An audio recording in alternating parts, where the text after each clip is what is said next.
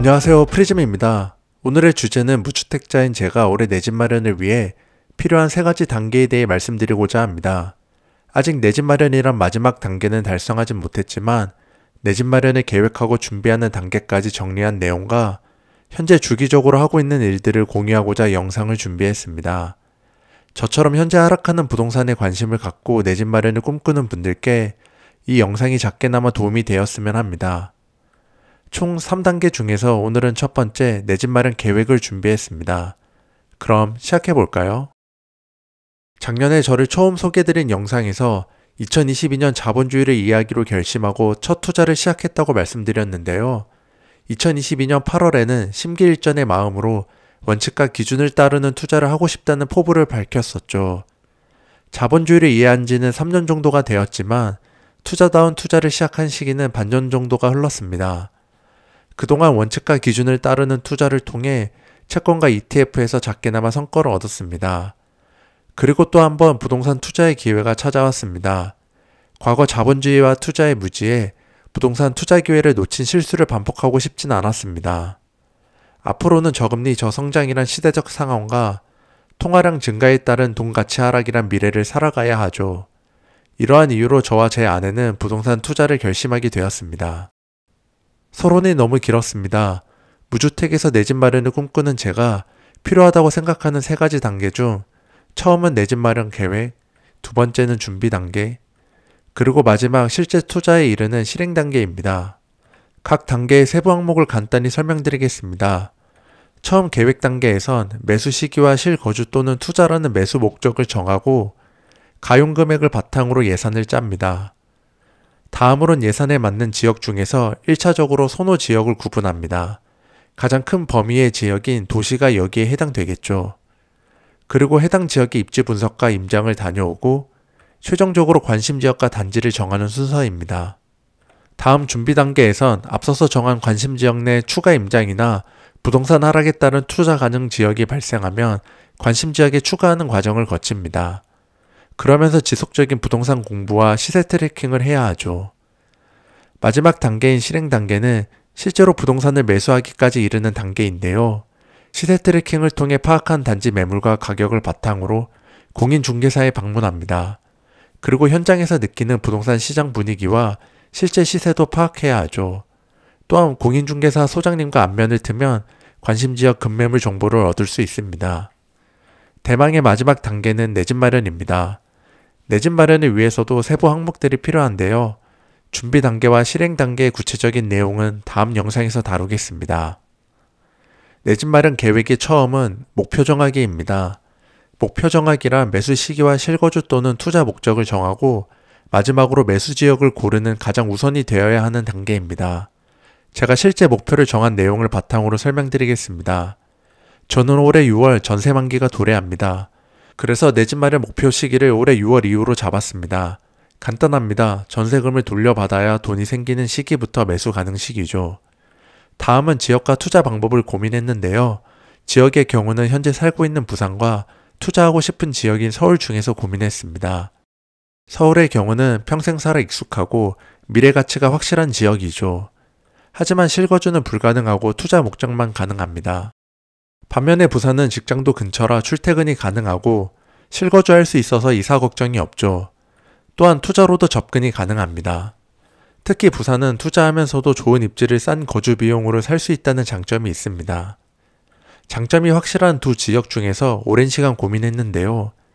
결국은 서울을 선택했습니다. 투자 목적인 미래 가치를 좀 더 높게 모았죠. 내 집 마련 시기, 목적, 지역이란 목표를 정한 다음 예산을 짰습니다. 예산을 짤 땐 전세금과 모은 돈, 현금 가능한 자산을 총 정리했는데요.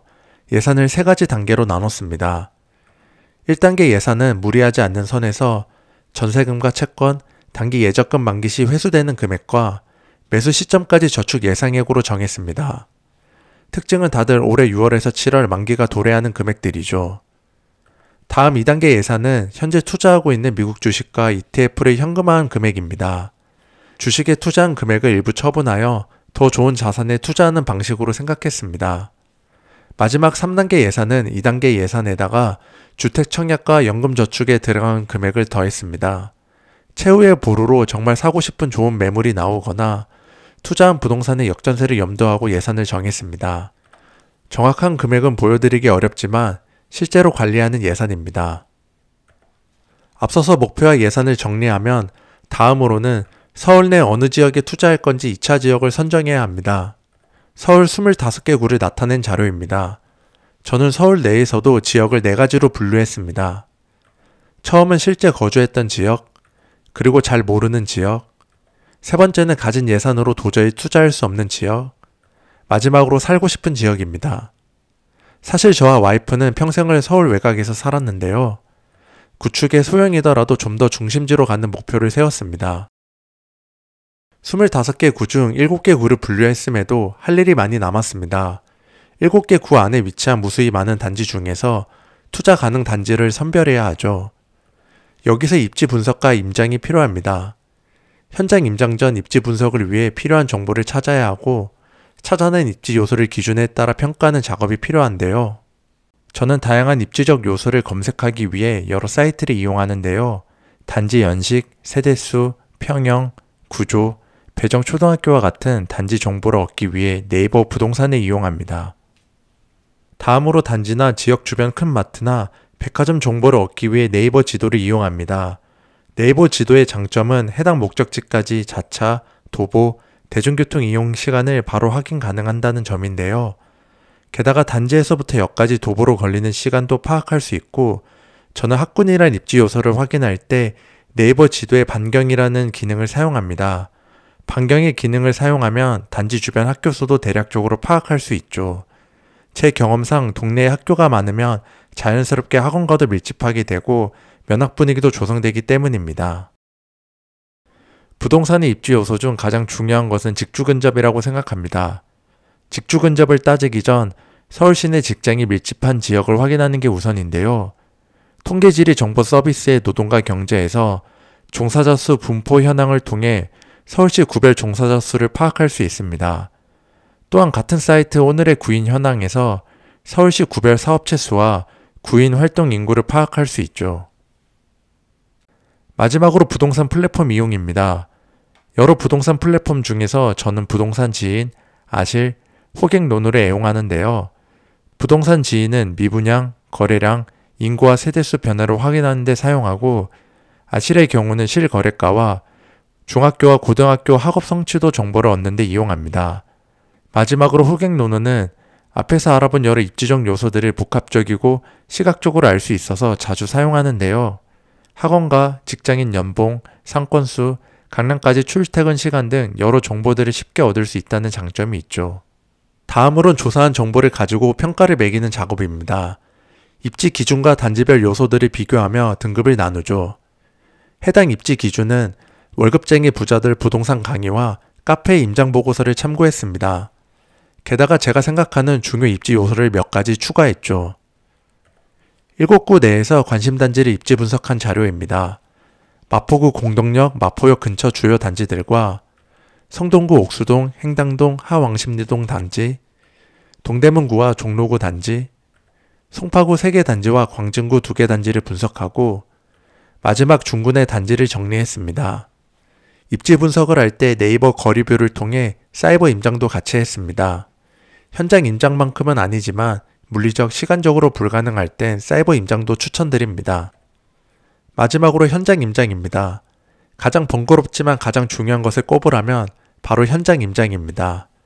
저도 현재 살고 있는 곳이 부산이다 보니 서울에 자주 올라가기 어려웠는데요. 개인적인 일이나 설날에 서울을 갈 때도 임장을 다녀왔습니다. 첫 임장을 서울 내 관심 지역을 다녀오고 후기를 영상과 블로그 글에 남겼습니다.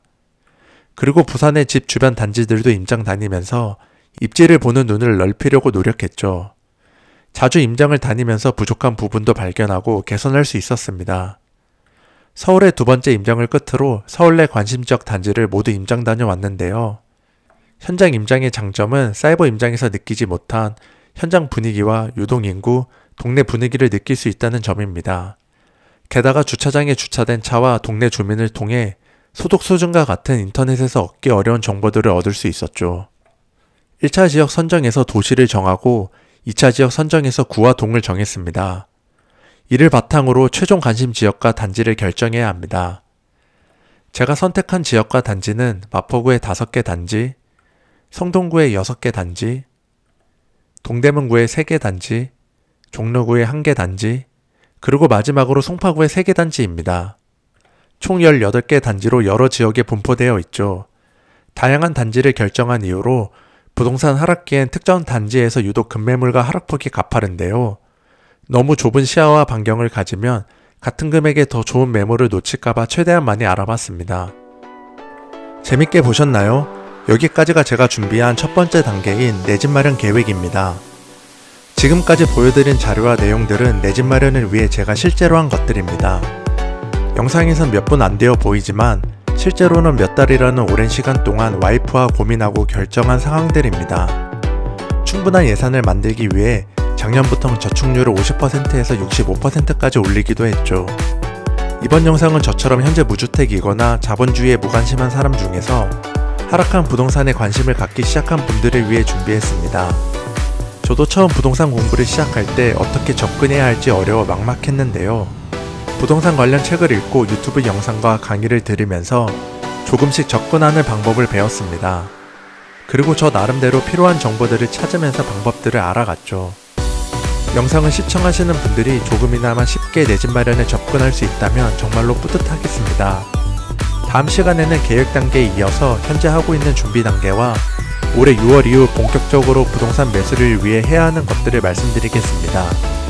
이것으로 오늘의 주제, 무주택에서 내 집 마련까지 3단계 첫 번째 내 집 마련 계획을 마치겠습니다. 구독과 좋아요 부탁드립니다. 감사합니다.